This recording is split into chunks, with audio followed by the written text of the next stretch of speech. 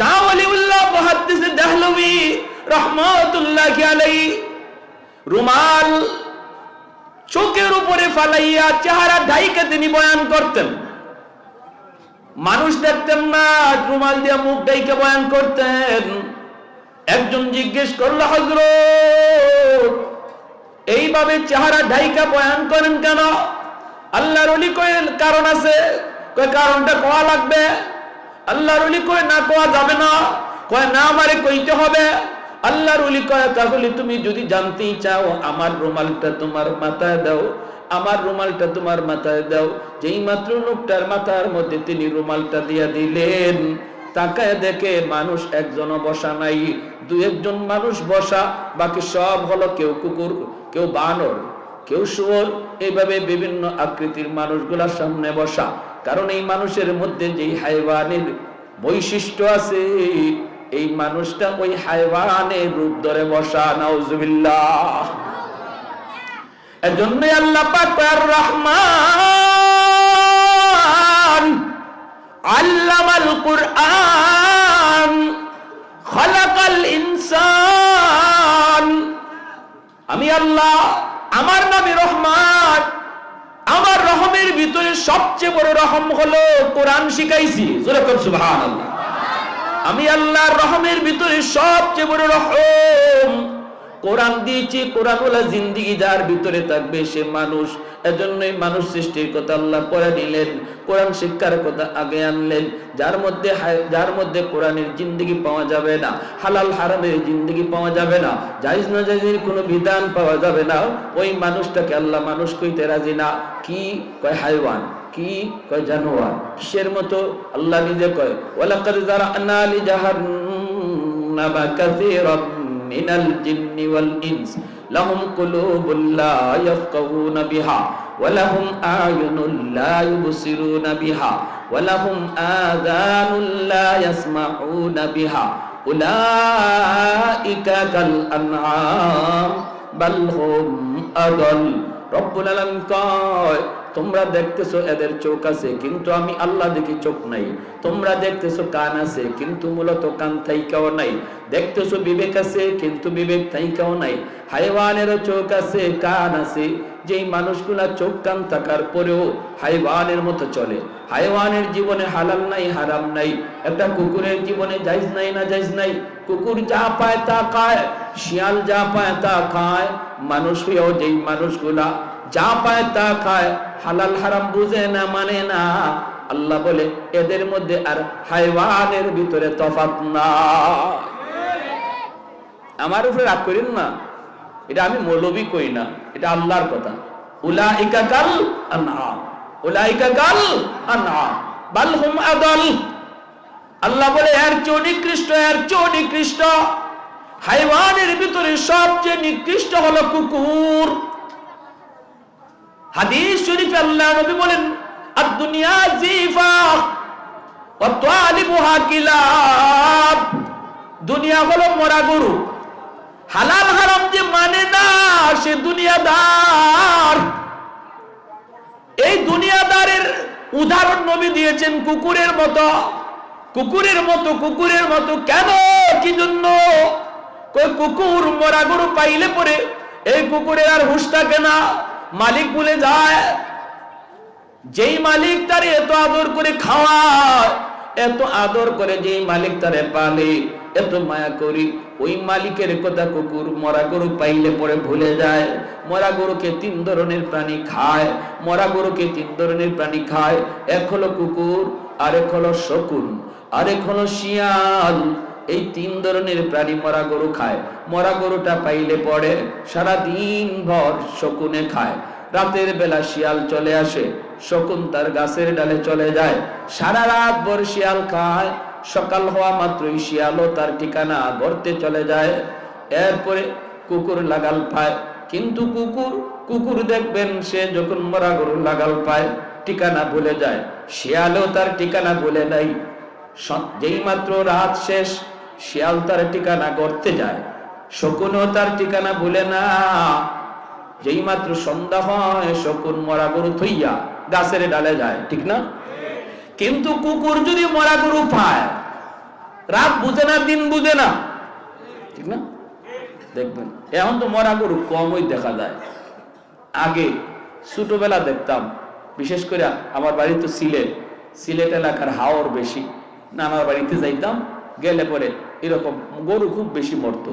আর ওই শকুনের সাথে খুব ঝগড়া করতাম, আমি শকুনের সাথে খুব ঝগড়া করতাম, যাইয়া শকুনের কাছে গিয়া বাড়াবাড়ি করতাম। শকুনে আমারে দৌড়াইতো, আবার শকুনটা আমি দৌড়াইতাম, এইরকম আছিল। কিন্তু দেখতাম কি সবই ঠিক। কোনো সময় রাত্রে যদি আসছি, রাতের বেলা আসছি, মরা গরু পাশে আইলে দেখা যায় কুত্তার বেবহুনা যায়। আরে শিয়ালও গেল, তার ঠিকানায়, শকুনও গেল ঠিকানায়, কিন্তু কুকুরে এ মরা গরু পাইলে সব শেষ। কোন মালিকে খাওয়াইলো, কোন মালিকে দুধ কলা খাওয়াইলো, কোন মালিকে তারে নিজের হাতে গোসল করাইলো, কোন মালিকে তারে দুধ ভাত খাওয়াইলো, সব বুইলা মরা গরু আছে আর কুত্তা আছে, ঠিক না? এজন্য আল্লাহ নবী রহমতের নবী কয়, যে মানুষটা দুনিয়া পাওয়ার পর মালিক ভুলে যায়, দুনিয়ার রং তামাশা ভোগ বিলাস হালাল হারাম না বুঝা, হারাম টাকা পাওয়ার পরে সুদের টাকা, ঘুষের টাকা, মানুষকে মাইরা খাওয়ার টাকা পাওয়ার পর যেই মানুষটা আল্লাহকে ভুলে যায়, আল্লাহকে ভুলে যায়, ওই মানুষের ভিতরে আর কুকুরের মধ্যে কোনো তফাৎ নাই, ঠিক না? সে তো তখন কোন মালিকে তারে এতদিন পাললো, কোন মালিকে তারে মায়ের পেটে খাওয়াইলো, কোন মালিকে তারে আস্তে আস্তে বড় করলো, কোন মালিকে তারে এত সুন্দর চেহারা দিল, কোন মালিকে তারে এত সুন্দর দাঁত দিল, মায়ের পেট থেকে দুনিয়াতে আসলো, মায়ের পেটে থাকলো, খাবার কেমনে মালিক পৌঁছাইলো, সেই মার গর্ভ থেকে দুনিয়া আসার পর কোন মালিক তারে খাওয়ার ব্যবস্থা করলো, কত সুন্দর করে ব্যবস্থা করলো। মায়ের পেটে থাকতে খাইছে এক পথে এক লাইনে, আর মায়ের পেট থেকে দুনিয়া আসার পর খাওয়ার লাইন দিয়ে দিছে আল্লাহ দুইটা। মায়ের বুকের দুধ বাচ্চাটা খায়, সেই দুধটা বেশি গরমও নয়, বেশি ঠান্ডাও নয়, ঠিক কিনা? এত সুন্দর করে যেই মালিক তারে পাললো, যেই মালিক তারে খাওয়াইলো রে যুবক, ওই মালিকের কথা ভুইলা যেই মানুষটা মালিককে ভুইলা শুধু দুনিয়া দুনিয়া হালাল হারাম না বুঝা থাকে, আল্লাহর নবী কয় এর ভিতরে আর মরা গরুর মধ্যে কোনো তফাৎ নাই। এজন্যই আল্লাহ বলেছেন বালহুম আদালের তাফসীর করেছেন আল্লাহর নবী তার হাদিসে, আদ-দুনিয়া জিফা ওয়া তালিবুহা কিলাব। আল্লাহু আকবার। এজন্য আমার ভাইয়েরা, বন্ধুরা মনে রাখবেন, ভাইরে মনে রাখবেন, আল্লাহর কোরআন মানুষকে মানুষ বানায়, আল্লাহর কোরআনের জিন্দেগি মানুষকে মানুষ বানায়। যেই মানুষগুলা কোরআন ওয়াল মতো জিন্দেগি মতো চলে, যারা স্কুল কলেজে পড়ে, এরাও মানুষ হইতে পারে। মানুষ হওয়ার সুযোগ একটাই, সেটা হলো কোরআন মতো জিন্দেগি পরিচালনা করা। ডাক্তার হওয়ার পরে যদি হালাল হারাম মানে, ইঞ্জিনিয়ার হওয়ার পরে যদি হালাল হারাম মানে, উলামায়ে কেরামের সাথে সম্পর্ক রাখে, আল্লাহর কোরআনের বিধিবিধান মতো যদি জীবন পরিচালনা করে, এই ডাক্তার হইও সে আদর্শ ডাক্তার, সে আল্লাহর তালিকায় মানুষ। আর যেই মানুষটা হালাল হারাম মানে না, সে যত বড় দুনিয়ার মানুষের কাছে লিডার হোক, আল্লাহর কাছে মানুষের খাতায় নাম নাই। আর রহমান আল্লামাল কুরআন খালাকাল ইনসান। এ ভাই, আজ থেকে 300 বছর আগের ঘটনা। মালদ্বীপ নামে একটা দেশ বিশ্ব মানচিত্রে আছে। এই মালদ্বীপের মানুষ, তারা সব ছিল মূর্তি পূজারী, অগ্নি পূজারী। ওই মানুষগুলি অগ্নির পূজা করত, আগুনের পূজা করত। এই মানুষগুলা, তারা একদিন, এই মালদ্বীপের মানুষ, জেলেরা বেশি বেশি এরা মাছ ধরতো, সাগরে নামে মাছ ধরতো। মাছ ধরতে নামছে জেলেরা, হঠাৎ করে তাকায় দেখি একটা কাঠের উপরে ছোট্ট একটা বালক, 8 বছর 9 বছরের একটা বালক কাঠের উপরে ভাসতেছে। অর্থাৎ একটা জাহাজ, সৌদি আরবের জাহাজ এসে ডুবে গেল রে যুবক। ওই জাহাজের ভিতরে যতগুলি মানুষ ছিল সবাই মারা গেছে, কিন্তু একটা বালককে আল্লাহ কুদরতি ভাবে বাঁচায় নিছে, যেই বালকের সিনার মধ্যে 30 পারা কোরআন। 7 বছর 8 বছর বয়সে কোরআনের হাফেজ হয়নি না? হয় না? জোরে কোন না, হয়নি না? হয় না? 1 বছরও লাগে না, মাত্র 6 মাস, কোথাও 6 মাসও লাগে না, 3 মাসও হাফেজ হয়ে যায়। এটা বাহাদুরি করে সম্ভব? এটা কার দান? জোরে বলেন কার? হাফেজে কোরআন, হাফেজে কোরআন কাঠের উপরে বাঁচতেছে। আল্লাহ নবীর দেশের মানুষ মালদ্বীপের জেলেরা নৌকায় তুলল, তুইলা তারা বাঁচাইয়া বাজারে বিক্রি করবে গোলাম বানায়া। বাজারে উঠাইলো। মালদ্বীপের মানুষ তো এত সুন্দর নয়, কিন্তু এই বালকটা তো এত সুন্দর, পূর্ণিমার চাঁদের মতো চেহারা হবেই তো, কারণ আমার নবীর দেশে জন্ম, ঠিক না? বাজারে উঠাইলো, বিক্রি করবে। যে মানুষগুলা কিনতে আয় অনেক চড়া দাম চায়, কেউ নিতে পারে না। হঠাৎ করে একজন মহিলা, হিন্দু মহিলা, মূর্তি পূজারী, অগ্নি পূজারী, ওই মহিলা খবর পাইল মহিলার অনেক ধন আছে, দৌলত আছে, সম্পদ আছে, কিন্তু তার ছেলে সন্তান নাই, আছে শুধু একটা মেয়ে সন্তান। এই চিন্তা করলো মেয়েটাকে বিয়ে দেওয়ার পর স্বামীর বাড়ি চলে যাবে, আমাকে বৃদ্ধ বয়সে কে পালবে, আমাকে কে খাওয়াবে, একটা ছেলের তো আমার প্রয়োজন।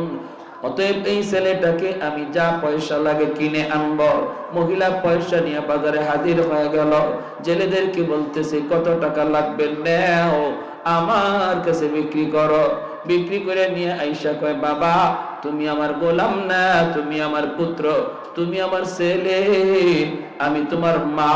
হাফেজে কোরআন মহিলাকে আম্মু কয়া ডাকে, বোনটারে বোন কয়, বোনও তারে ভাই কয়।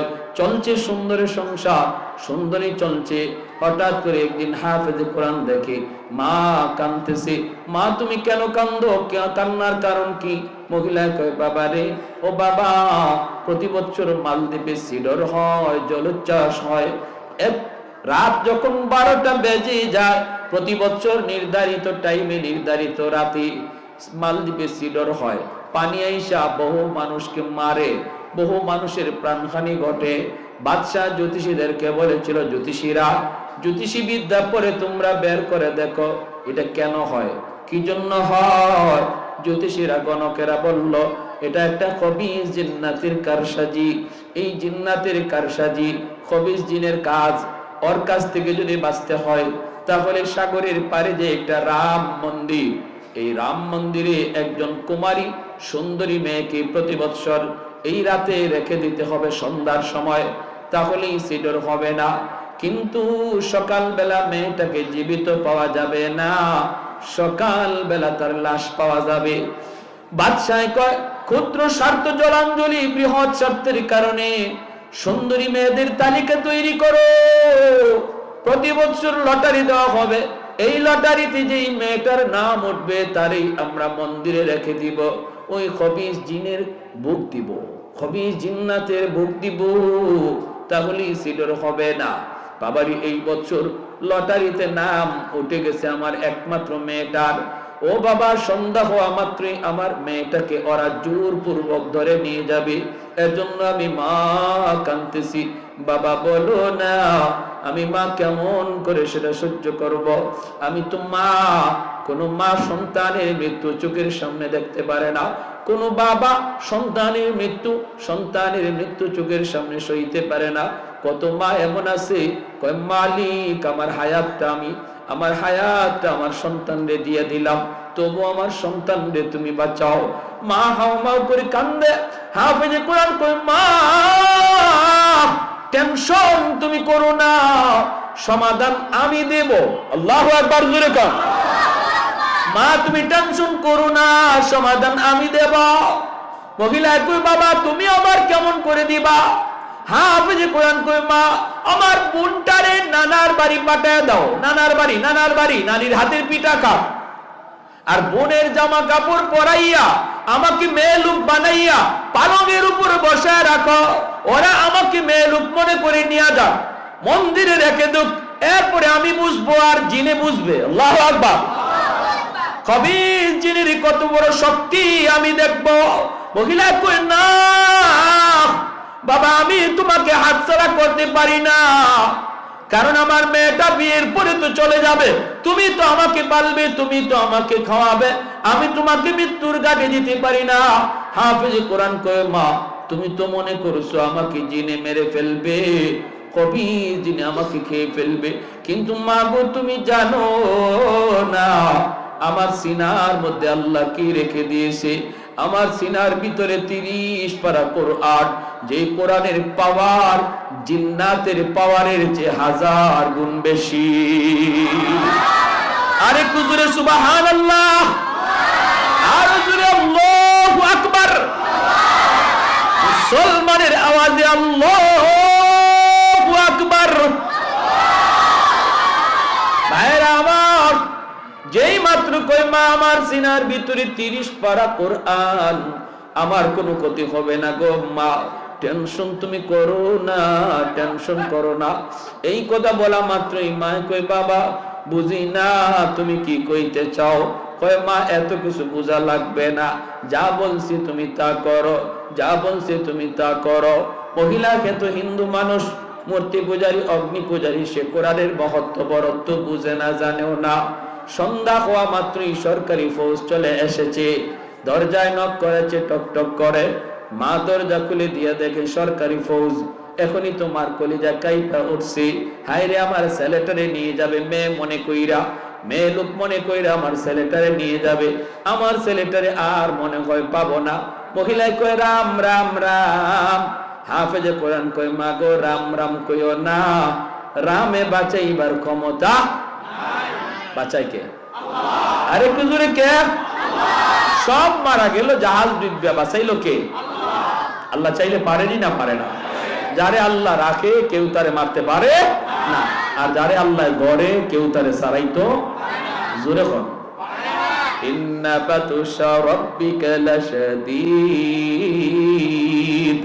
আল্লাহর ধরা বড় কঠিন। ধরে না, ধরে না, ধরলে আল্লাহ ছাড়ে না, ঠিক না? হুট করে আল্লাহ ধরে না, আল্লাহ সময় দেয়, সুযোগ দেয়, বান্দা দেখি এরপরে ফিরে আয়, এরপরে ফিরে আয়। যখন আয় না তখন ধরে। ফেরেশতারা আল্লাহ ফজরের নামাজটা পড়ছে না, সকালবেলা নাস্তা দিমু, আল্লাহ দি আল্লাহ জোহরের টাইমে মনে হয় আমার বান্দা নামাজে আইব, জোহরের টাইমটা তো নামাজ আইলো না। ফেরেশতারা আল্লাহ দুপুরের খানাকে হাজির করব। আল্লাহ কয় দিয়া দেও, রিজিক বন্ধ করো না, আসরের নামাজে আমার বান্দা আইব। জোরে কোন সুবহানাল্লাহ। আসরও আয় না, তখন আল্লাহ কয় মাগরিবে আইব।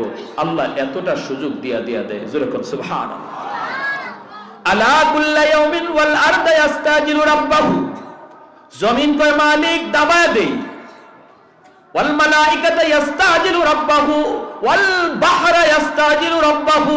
ফেরেশতারা কয় আল্লাহ ধ্বংস করে দেই, আর কত দেখমু, আর গুনাহ কত দেখমু, আর সহ্য হয় না। আল্লাহ তুমি কও। জমিনে কয় আল্লাহ আর কত দেখমু, আর কত দেখমু, ভাল লাগে না। আল্লাহ আর কত দেখমু, সহ্য হয় না। সাগর মহাসাগর আল্লাহ আর সহ্য হয় না। আমি এই বঙ্গোপসাগরের পারে আইসা কক্সবাজারের সমুদ্র সৈকতে তোমার কুদরত দেখা সুবহানাল্লাহ জিকির করব। তা না করে তারা নষ্টামি করে, গান বাজনা করে, বেহায়ামি করে, বেলাজি করে। ও মালিক আমি সাগর আর কত দেখব। আসবিরু আল্লাহ আসবিরু ইলা মাতা আসবিরু। ধৈর্য ধরবো তো আর কত কাল ধরবো, ধৈর্য ধরবো তো আর কত কাল। আল্লাহ কয় উসকুত, চুপ থাকো। আমার বান্দা বান্দির ভিতরে তোমরা নাক গলাবা না, নাক গলাবা না। আমি আল্লাহ আমার বান্দার অপেক্ষায় আছি। দিনের বেলা তওবা করলো আমি তওবা কবুল করব, রাতের বেলা তওবা করলো কবুল করব। জোরে কোন সুবহানাল্লাহ। কোন এক টাইমে দেখো আমার বান্দা আমার কাছে তওবা করে কিনা, করলি আমি আল্লাহ কবুল করে নিব। সুবহানাল্লাহ। আমার ভাইরা, এইবার দেখা গেল কয় রাম রাম কে চিল্লাইতেছে। এখন হাফেজ কোরআন কয় আল্লাহ রে ডাকো, রাম হবে না, রাম রামে হবে না। আর তো ভগবান কইতে দেরি লাগে, ভগবান বানাইতে দেরি হয় না। বট গাছও ভগবান, গঙ্গা নদীও ভগবান, গাইও ভগবান, বট গাছও ভগবান, তুলসী গাছও ভগবান। আল্লাহ নবী বাইতুল্লাহর ভিতরে মূর্তি পাইছেন 360টা। মূর্তি আছিল বাইতুল্লাহ কয়টা?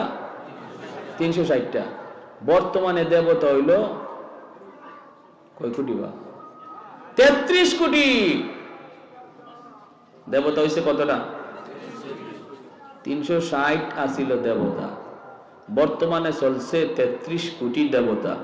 এটা যে আরো কত কোটি যায়, কারণ অবাক কিছু দেখলি, আশ্চর্যের কিছু দেখলি ভগবান বানাইতে দেরি হয় না। বট গাছ বয়স কত? 100 বছর, হয়তো এটাই ভগবান। গাই ওরে আল্লাহ দুধ দেয়, উলান কাটলে দুধ পাওয়া যায় না, তে ভগবান এটাই। তুলসী গাছ এটা কেন লাগে ভগবান? এটা খাইলে, এটার পাতা খাইলে কাশ কমে যায়, তে এটাই ভগবান।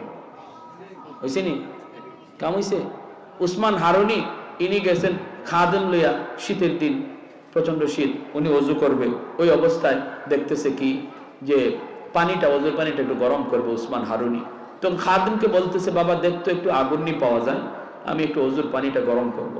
তো খাদেম যায় পাইছে আগুন, কিন্তু আগুনের পাশে মানুষজন আগুনের পূজা করে। উনি গিয়ে ভাই একটু আগুন দিবা? ওই লোকগুলা কয় না, আমরা আগুনের পূজা করি, আমরা কোনো মুসলমানদের আগুন দিতে পারি না। খাদেম আইসা কয় হুজুর এরা আগুন দিবে না কেন? কয় ওরা আগুনের পূজা করে, এজন্য আগুন আমাগরে দিবে না। উসমান হারুনি তিনি খাজা মঈনুদ্দিন চিশতি রহমতুল্লাহি আলাইহির উস্তাদ, তিনি চলে গেছেন, গিয়া বলতেছে ভাই একটু আগুন দাও না। কয় না, বললাম তো দিব না। কেন? কয় আমরা আগুনের পূজা করি। কেন? কয় আগুনের পূজা করি এজন্য, আমাদের বাপ দাদাও করছে। কেন করছে? কয় যা শুনছি আগুনের পূজা করলে মরণের পরে আগুন জ্বালাবে না, আগুনে একটু মায়া করবে, এজন্য আমরা দুনিয়াতে আগুনের পূজা করি। উসমান হারুনি কয় ভালো কথা, মরার পরে যদি আগুনে তোমাদেরকে মায়া করে, পূজা করলে তাহলে তো পূজা করতে হয়, আরো বেশি করে করো, তবে একটু টেস্ট করে দেখো না তোমাদের পূজা এই মূর্তি কবুল করতেছে কি না করতেছে না, সে কি তোমাদের পূজার উপরে সন্তুষ্ট না অসন্তুষ্ট, এটা একটু টেস্ট করে দেখো। দুনিয়াতে মূর্তি পূজারীরা কয়, আগুন পূজারীরা কয় এটা আবার কেমনে? উসমান হারুনি কয় আঙ্গুলটা আগুনের মধ্যে দিয়া দেখো আঙ্গুল জ্বালায় কিনা, যদি আঙ্গুলটা না জ্বালায় তাহলে বুঝবা তোমাদের উপরে আগুন সন্তুষ্ট, মরণের পরেও জ্বালাবে না। আর যদি দুনিয়াতে আঙ্গুল জ্বালায় তাহলে বুঝবা এই পূজায় কাম হইতেছে না, মরার পরে আঙ্গুল না খালি পুরা বডি জ্বালায় সার করবো। অগ্নি পূজারীরা কইলি মৌলবী তো বড় চালাকরি, আইসা আমার করে আগুন দিয়ে জ্বালাইতো। কয়নি আগুনের অভ্যাসই তো জ্বালানো, আগুনের মধ্যে যা দেয় তাই তো জ্বলে, আগুনের স্বভাবটাই তো জ্বালানো। উসমান হারুনি কয় না, আগুনের স্বভাব জ্বালানি না, আগুন তার মালিকের কথায় চলে, মালিক যদি ইশারা দেয় জ্বালায়, যদি ইশারা না দেয় জ্বালায় না। এজন্য ইব্রাহিম খলিলকে জানায় নাই, মুসা কালিমুল্লাহকে তুর পাহাড়ে জ্বালায় নাই। অগ্নি পূজারীরা কইমিয়া মুসা ইব্রাহিম বুঝি না, তুমি কিছু পারবাইনি দেখাও, আমরা যা দেখি আগুনে জ্বালায় না, আগুনে জ্বালায়। উসমান হারুনি কয় তাহলে দেখবা, এই বইলেই ছোট্ট একটা বাচ্চারে টাস করে কুলে নিয়া একটা লাফ দিয়া আল্লাহু আকবার কইয়া আগুনের ভিতরে চলে গেছে। মূর্তি পূজারীর দল একজন আরেকজনকে কয় রাম রাম রাম রাম রাম, কয় মৌলবী মরছে মরুক, কিন্তু আমাদের ছোট বাচ্চাটার কি দোষ ছিল? পোলালিয়া তো একটা কাঁদতেছে। উসমান হারুনি আগুনের ভিতরে, ওরা চিল্লাইতেছে, চিল্লায় নিজের বাচ্চার লাগে, উসমান হারুনি লাগে না, উনি জ্বলছে জ্বলুক, বাচ্চাটারে জ্বলে গেছে। হঠাৎ করে তাকায় দেখে আগুনের ভিতরে উসমান হারুনি ছোট বাচ্চাটারে চুমা খায়, আদর করে আগুন আগুনের মতো কইরা লাফায়। আল্লাহর ওলিয়ার বাচ্চাটার গায়ে আগুন লাগে না। আবার তিনি আগুনের ভিতর থেকে বেশ কিছুক্ষণ সময় কাটাইয়া আল্লাহু আকবার বলে তিনি বের হয়ে আসলেন। এইবার অগ্নি পূজারীরা কয় হায় হায় হায়, এতদিন যাবত আমরা কারে ভগবান কই, আগুন তো ভগবান না, আগুনের চেয়ে বড় ভগবান হলো যারে আগুন জ্বালাইছে না। ওই বুঝছেন ভগবান কেমনে বাড়ায় দেখে। এখন উসমান হারুনির সেজদা দেওয়া শুরু করছে, তাই আপনি ভগবান, আগুনে আপনারা জ্বালাইছেন আপনি। উসমান হারুনি লাঠি লইয়া জাহিলের জাহিল, তোমরা তো দেখলেই ভগবান কইতে দেরি, আরে আমার যে আগুন জ্বালাইছে না, এটা আমার কোনো কৃতিত্ব আর বাহাদুরি না, আমি যেই মালিককে মালিক কইয়া ডাকি, আমি যেই মালিকের পূজা করি গুণগান গাই, এই মালিকের যদি ইবাদত বন্দেগী তোমরা করো আর তারে চিনো আর তারে মানো, তাহলে আগুন তোমরারও জ্বালাবে না, সাথে সাথে সব কালেমা পড়ে মুসলমান হয়ে গেল। ভাইরা আমার, মহিলায় কয় রাম রাম, সামনে কোরআন কয় না, চিল্লায় না। এরপরে সরকারি ফৌজগুলি ভিতরে ঢুইকা চেহারা দেখা কয় হায় রে এত সুন্দর মেয়েটা, আজ আমরা এই মেয়েটাকে জিন্নাতের বুক বানাবো, রাম মন্দিরে রেখে দিব। হায় হায় হায়, হাফেজে কোরআনকে নিতে চায়। ভাইরা বন্ধুরা, সে বলতেছে আমাকে ধরা লাগবে না, আমাকে টান দিতে হবে না, জোর জবরদস্তি করতে হবে না, আমি নিজেই মন্দিরে যাব। এই বইলে সে রওনা দিল। বরং তো মেয়ে লোকের পোশাক পরা যে বসা, সে কি মেয়ে লোক নাকি ছেলে? মেয়ে না ছেলে? সরকারি সৈন্যরা কয় মেয়ে, এটা মনে করে নিতেছে। ভালো কথা। মন্দিরে রাখছে, রাখে চলে আসছে, সকালবেলা গেলে লাশ আনবে। আর হাফেজ সাহেব মন্দিরের ভিতরে ঢুককেই মেয়ে লোকের পোশাক খুইয়া, ভিতরে তার যে পোশাক ছিল এই পোশাক রাখা, জায়নামাজ একটা ছিল, জায়নামাজ মন্দিরের ভিতরে জায়নামাজ বিছাইয়া আল্লাহর কদমে সেজদা দেওয়া শুরু করছে। ঘটনা লিখছেন কে? বিশ্ববিখ্যাত পর্যটক আল্লামা ইবনে বতুতা। তার কিতাব রিহলাতে ইবনে বতুতা নামক কিতাবের মধ্যে আজ থেকে 300-350 বছর আগের বাস্তব ঘটনা। বর্তমানে মালদ্বীপ একটা মুসলিম দেশ, কিন্তু তখনকার 300-350 বছর আগে মুসলিম দেশ ছিল না। কেমন করে মুসলিম হলো এই মালদ্বীপের জনগণ, সেই ইতিহাসটা বলতেছি। আমার ভাইরা, যেই মাত্র হাফেজ সাহেব সে এখানে যায় নামাজ বিছাইয়া আল্লাহর কোরআন তেলাওয়াত শুরু করে দিয়েছে। যেরকম সুবহানাল্লাহ। রাত যখন 12টা বেজে গেল, সরকারি পাগলা ঘন্টা বাজানো হয়, সরকারি পাগলা ঘন্টা বাজানো হয়। বিপদ বিপদ বিপদ সংকেত, জনগণকে সতর্ক করা হয়। সিডর হয়ে যাবে, ভূত যদি জিন্নাতের পছন্দ না হয় তাহলে কিন্তু সিডর হয়ে যাবে। সবাই সতর্ক। হাফেজ সাহেব মন্দির থেকে সাগরের দিকে তাকায়, তাকে দেখে পানিটা এরকম বিপজ্জনক আকারে উঠতেছে, উঁচু পাহাড়ের মতো পানিটা উঠতেছে। এমনি হাফেজে কোরআন মন্দির থেকে চোখের পানি ধরায় কয়, মালিক আজ প্রমাণ হবে জিন্নাতের পাওয়ার বেশি নাকি তোমার কালামের পাওয়ার বেশি। আজ প্রমাণ হবে গো মালিক,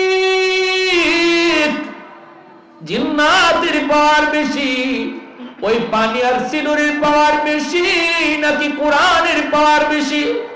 পানি যখন সাগরের মতো, সাগর থেকে পাহাড়ের মতো উঁচু হইয়া পানিটা সামনের দিকে আগায়, এমনি হাফেজে কোরআন আল্লাহর কালাম সূরা ইয়াসিন পয়রা ফুদায়, সূরা ইয়াসিন পয়রা ফুদায় আল্লাহর গোলাম। সূরাতুল ইয়াসিন হলো কোরআনের হৃদপিণ্ড, সূরাতুল ইয়াসিন হলো কোরআনের হৃদপিণ্ড। এই সূরা অনেক দাম, অনেক দাম।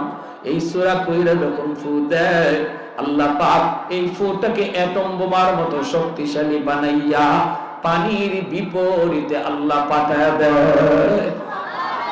সাগরের মাঝামাঝিতে যে আক্রমণ করে, পানিটা আবার পানির মধ্যে দেবে যায়, সিডোর আর হয় না। সাগরের মধ্যে পানিটা আবার নিস্তেজ হয়ে যায়। সকালবেলা তারা গেছে লাশ আনার জন্য, সকালবেলা গেছে লাশ আনার জন্য, যায় দেখে লাশের কোনো বংশ নাই, বরং মন্দিরের ভিতরে একজন হাফেজে কোরআন কোরআন তেলাওয়াত করতেছে। সরকারি ফৌজদারা যায় কই লাশ কই? হাফেজ সাহেব কই লাশ কোথায় পাবা? কই কেন? গত রাত যে আমরা মেয়েটারে আনলাম। কই গত রাত তোমরা মেয়ে লোকরে আনো নাই, কারে আনছি? কই আমারই আনছ। সবগুলা বড় বড় কি করছ? আমরা আনলাম মেয়ে মানুষ, তুমি ছেলে মানুষ। কারে বলো? আমি আমার বোনের কাপড় চোপড় পইরা মেয়ে লোক সাহায্যে বসা আছিলাম। তুমি বসা আছিলা মন্দিরে? তুমি আসিলা? বলে হ্যাঁ মন্দিরে আমি ছিলাম। কত সিডরও হলো না, তুমিও মরলা না। সিডরও হলো না, তুমিও মরলা না। ঘটনা কি?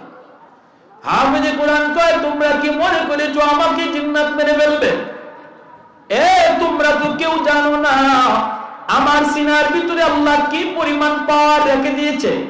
30 পারা কোরআন, ওই কোরআনের পাওয়ার সিডর আর জিন্নাতের পাওয়ারের চেয়ে 1000 গুণ বেশি। আমি 30 পারা কোরআন পড়া লাগে নাই, শুধুমাত্র সূরা ইয়াসিন পড়ছি রে। ইয়াসিনের পাওয়ারটাকে আল্লাহ পাক এত বড় বানাইয়া সিলুরের মোকাবেলায় পাঠাইছে, পানি পানি জায়গায় দেবে গেছে, সিলুর হয় নাই। সাথে সাথে এই খবর বাদশার কানে চলে গেল। বাদশাহ মন্ত্রী পরিষদ লইয়া মন্দিরে হাজির। হাফেজে কোরআনের সাথে দেখা করে। বাবা কি কও, একটু ভালো করে বলো। হাফেজ সাহেব যখন তার বাস্তব ঘটনাগুলি সব শোনায় দিল, বাদশার চোখ দিয়ে দর দর করে পানি পড়ে। বাদশাহ কয়, হাফেজে কোরআন, ও আল্লাহ কালামের হাফিজ রে, এতদিন পর্যন্ত আমরা অন্ধকার ধর্মে ছিলাম, আমরা তো আল্লাহ চিনি নাই, মালিক চিনি নাই। আজ তুমি আইসা আমাদের কোরআনের পরিচয় শিখাইয়া দিছ, কোরআনের পরিচিতি আমাদেরকে জানাইছ। তবে আমার ইচ্ছা, মনের ইচ্ছা হলো আগামী বছর আমি নিজের চোখে কোরআনের পাওয়ারটা দেখতে চাই। যদি এমনই হয় তাহলে কথা দিলাম, আমি বাদশাহ শুধু না, মন্ত্রী পরিষদ জনগণ লইয়া একসাথে তোমার হাতে কালেমা পড়ে মুসলমান হব। আগামী বছর এই দিনে আবারও তারে মন্দিরে রেখে দেওয়া হয়। সিডর হবে, আবারও সে এরকম কোরআন পয়রা ফু দেয়। আল্লাহ পাক কোরআনের পাওয়ার বাদশারে দেখাইলেন, মন্ত্রী পরিষদরে দেখাইলেন, জনগণরে দেখাইলেন। সবাই এক বাক্যে তখন হাফেজ সাহেবের হাতে হাত রেখে কালেমা পড়ে মুসলমান হয়েছে। সেই দিন থেকে মালদ্বীপের ইতিহাস হলো বদলে গেল, মানচিত্র বদলে গেল, ধর্মের পরিচিতি বদলে গেল।